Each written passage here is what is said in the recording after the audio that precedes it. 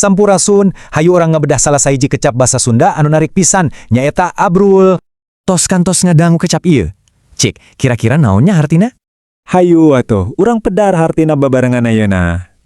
Tah arti dasarna abrul atawa ngabrul teh nyaeta kaluar atawa indit babarengan salaku rombongan. Harti ieu teh sanes ngarang, tapi langsung tina kamus bahasa Sunda. Contona pikaresepen pisan, jalma-jalma ngabrul, rek lalajo langlayangan, raramean.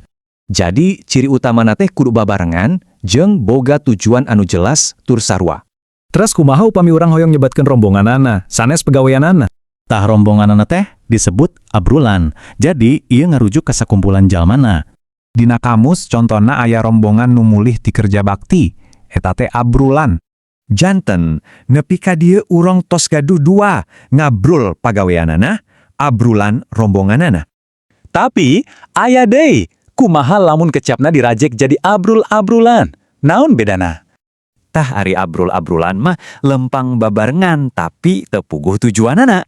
Contona jalma nu rek panen jual abrul-abrulan ka ditu ka dieu da parena tos seep.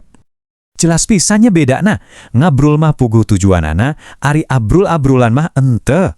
Ieu ring kesana, ngabrul aya tujuan, abrulan rombonganana, abrul-abrulan teu aya tujuan. Tuh kan, beunghar pisan basa urang teh.